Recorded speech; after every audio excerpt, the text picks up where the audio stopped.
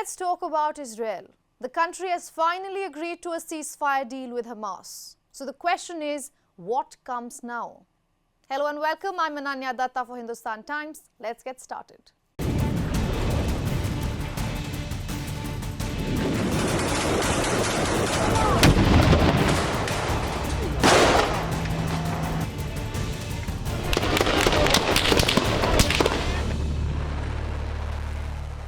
In October of 2023, Israel launched a war against Gaza after Hamas's unexpected attack.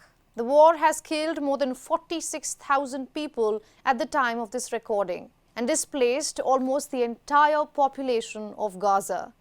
The strip is just 360 square kilometers. That's less than the area of New Delhi, London and New York. And Israel has bombarded this strip for the last 15 months. After months of deadlock, both sides have agreed to a ceasefire. Then in the north is Israel fighting Hezbollah in Lebanon. In allegiance to Hamas, Hezbollah was firing cross-border rockets. But last October's ground offensive changed the entire dynamics. Under 7 days, Israel killed 7 Hezbollah leaders, including their leader Hassan Nasrallah. So now the group's vulnerabilities are showing. The official Lebanese government has named Nawaf Salam as the next prime minister, someone who is not familiar in the Hezbollah circle. Right after the nomination, a senior Hezbollah chief said this: "It's our right to demand a charter-based government. Any government that contradicts coexistence has no legitimacy at all. Hezbollah would act calmly and wisely out of concern for the national interest." Then, of course, there's Syria. The situation has escalated dramatically. The fall of Bashar al-Assad has created a political vacuum. And this kind of uncertainty works for Israel because it has been fighting Hezbollah fighters in Syria for quite some time. After Assad, one of Israel's first moves was to move into the Golan Heights for more settlements. It looks comfortable on the diplomatic as well as the military table. These series of events beg one question: will Israel sit calm now?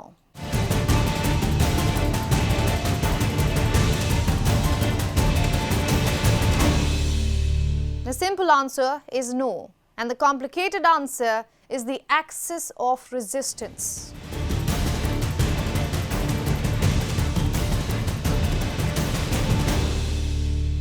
Let's quickly pull a map. These are 5 countries in Gaza in the Middle East, and together they form the axis of resistance. It's an informal coalition channeled by Iran, and their aim is to counter the United States and Israel's influence in the region. So with Hamas in Gaza and Hezbollah in Lebanon and militias in Syria and Iraq all in a state of uncertainty, only one group stands, and that's the Houthis.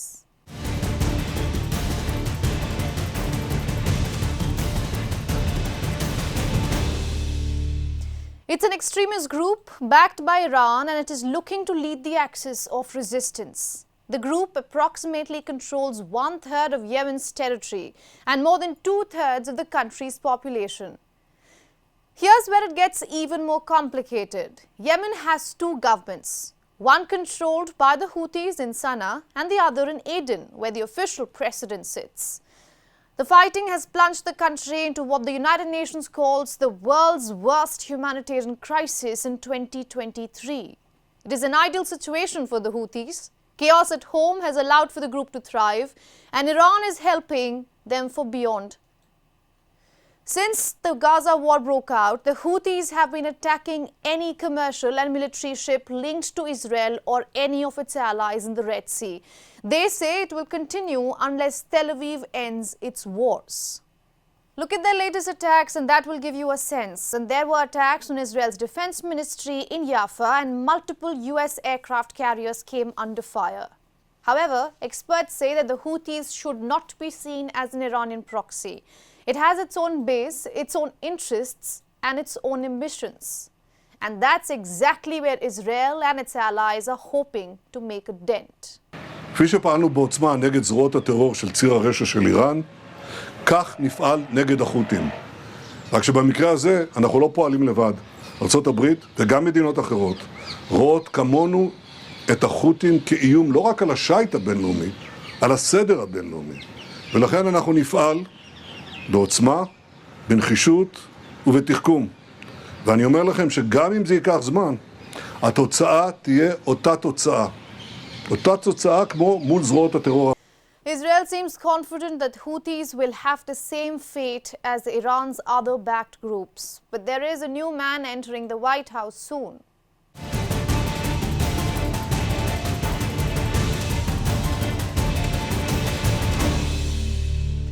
Donald Trump says he is not looking for a new war, but experts say one needs a crystal ball to know what Trump will actually do. Trump doesn't like Washington's power challenged, and somehow Houthis are doing exactly that.